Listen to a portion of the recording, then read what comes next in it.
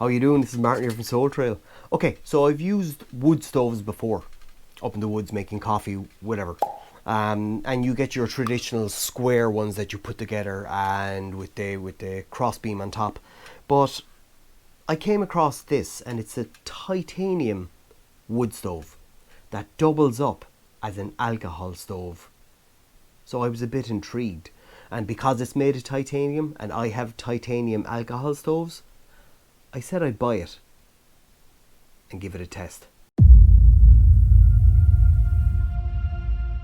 Okay, first of all, it comes like this, and it comes in a mesh bag. Very handy for bringing it around. Plus the mesh bag, if you're using wood stoves or anything like that, it protects your gear from soot, from black soot that you get from fires. So before we open it up, let's weigh it. So this is the full unit is coming in with the mesh bag, is coming in at 157 grams. Actually, this is my titanium alcohol stove. So let's place that on top of it, because this is what I would be bringing all in one. So let's go here. So that's 213 grams with the stove. So obviously not the alcohol with it, but yeah, I'll go through this in a minute. Okay, so let's have a look at the stove. Let's do the wood test first. So I'm going to use the Tringia kettle, and these are the pot stands that go on the top of it. I'll talk more about them in a while.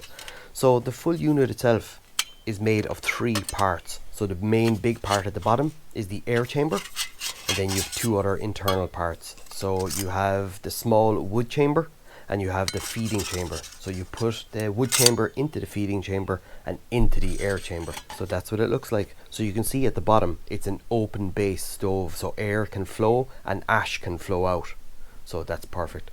The one thing about the pot stands, they slot onto the top feeding chamber perfectly, but this is where I have the issue. It doesn't fit onto any of the other ones. So you can see there's a big gap to feed, and you can feed from the top as well. So it's brilliant. The one thing I have noticed about the round tower, it doesn't warp. So it's a lot stronger than the square or rectangle versions.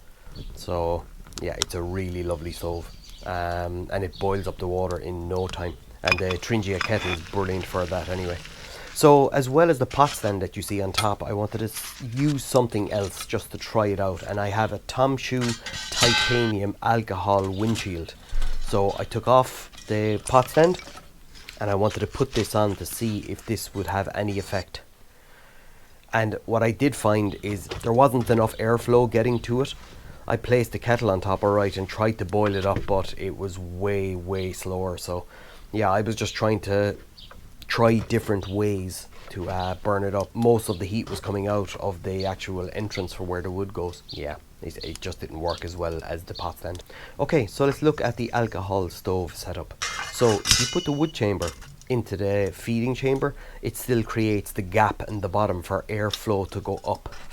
But the problem is the pot stand does not fit in that, but I do have a solution for it. You can also put the wood chamber into the main bigger air chamber, which it sits higher off the ground.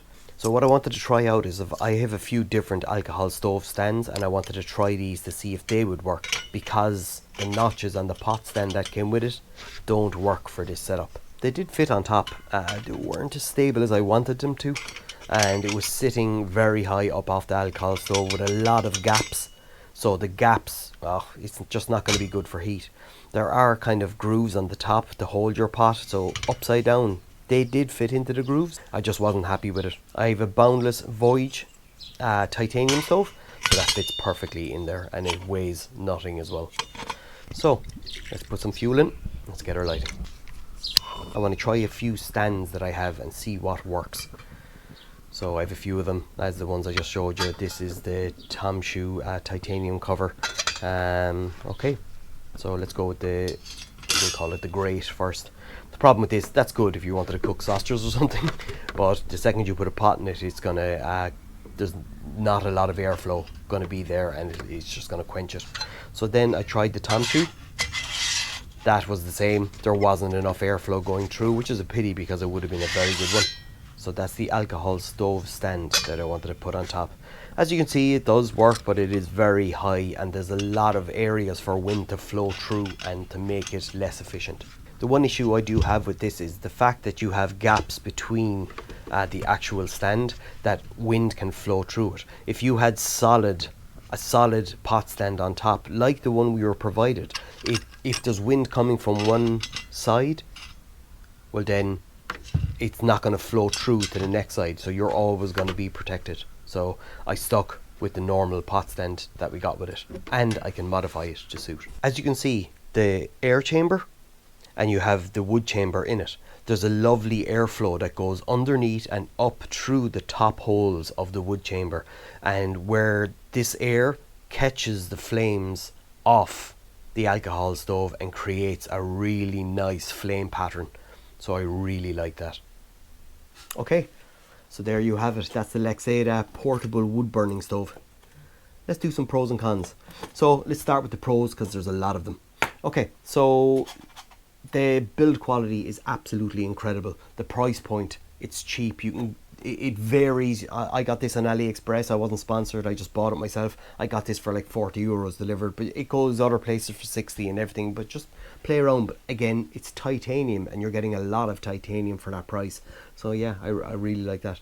I love all the different configurations that you have with this, and it kind of forces you to use your imagination to see what way this will best work for you.